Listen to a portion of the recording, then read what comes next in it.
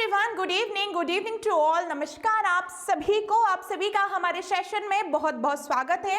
आज के इस वीडियो में मैं आपको बताने जा रही हूं जो 24 नवंबर को बिहार एस्टेट पेपर 1 एवं पेपर 2 की जो आंसर की आ चुकी है, उस आंसर की को हमें डाउनलोड कैसे करना है, स्टेप बाय स्टेप प्रोसेस में बताऊंगी। आपको उस प्रोसेस को फॉलो करना है। सबसे पहले आप गूगल पर जाकर लिखिए, जो मैं बता रही हूं, सबसे पहले गूगल पर आप जाकर लिखिए सरकारी रिजल्ट। ठीक है, मैंने अभी सर्च किया था तो यहां पर लिखा आ गया आपका सरकारी रिजल्ट। ठीक है, जैसे आप यहां पर देख रहे हैं ये चीजें आपको लिखी आ जाए।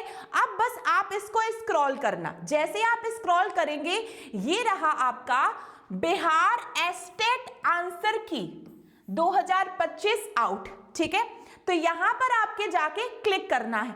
जैसे ही आप यहां पर क्लिक कर देंगे एक इस प्रकार से पेज आपका ओपन हो जाएगा। ठीक है, ये पेज आपका ओपन हो गया। बस आप जाइए, आप स्क्रॉल करिए, नीचे आइए यहां से। ठीक है, यहां पे आंसर की आ चुकी है, हर एक चीज लिखी है। डाउनलोड आंसर की, ठीक है, जैसे ही आ गया यहां पर डाउनलोड आंसर की, क्लिक हियर पर आ जाइए। ठीक है, अब आपको एक ऐसा पेज ओपन हो जाएगा जिसमें लिखा है secondary teacher eligibility test 2025 Bihar Vidyalaya Pariksha समिति।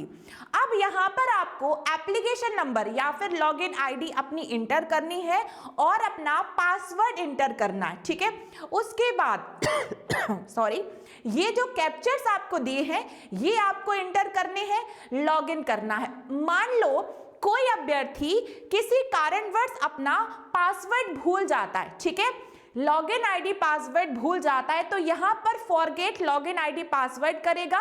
ठीक है, तो यहां से वो अपने आईडी पासवर्ड को चेंज कर सकता है। ठीक है, अब यहां तक आप आ गए। अब यहां आपने अपनी डिटेल्स आप जैसे ही इंटर करेंगे, ठीक है, आपने जैसे ही यहां पर डिटेल्स इंटर की, ठीक है, फिर आपको यहां पर क्लिक करना है कैंडिडेट रिस्पॉन्स पे। जैसे ही आप कैंडिडेट रिस्पॉन्स पर जाएंगे एक इस प्रकार से आपका पेज ओपन हो जाएगा।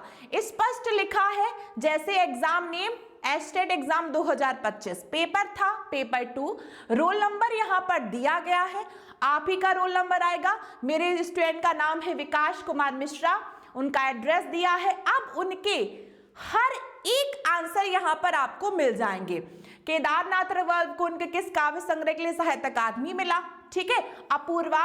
तो ये सारी चीजें हैं जो आप अपने आंसर की से चेक करते जाएंगे। ठीक है, यहां पर आपको नजर आ रहा है। ठीक है, चलिए, अब लिखा है क्वेश्चन एमसीक्यूज है, क्वेश्चन आईडी दी है। इन्होंने क्या ऑप्शन चूज किया है, इन्होंने ऑप्शन चूज किया है सी, और ये भी आंसर की में भी सी ही आंसर दिया है। फिर लिखा है भाषा के व्याकरण सम्मत आदर्श रूप को हम क्या कहते हैं, इन्होंने ऑप्शन चूज किया है डी। ठीक है, और यहां पर ऑप्शन है मानक भाषा यानी सी, मतलब इनका एक क्वेश्चन गलत है। फिर चौपाई छंद में मात्राओं की संख्या 16 होती है, इन्होंने भी 16 ही टिक किया है। तो ये थी आपकी कंप्लीट आंसर की।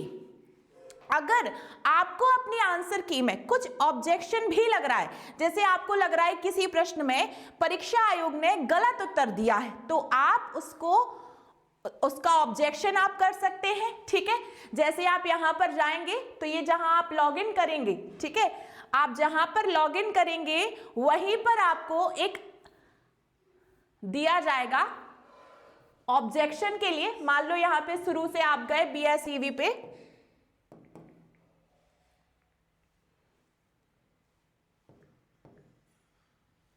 ठीक है, बीएसईबी एस्टेट पे आप गए, यहां आप गए, ठीक है, फिर आ जाएगा click here for objection estate. तो यहां से आप अपनी वो प्रोसेस ऑब्जेक्शन लगा सकते हैं।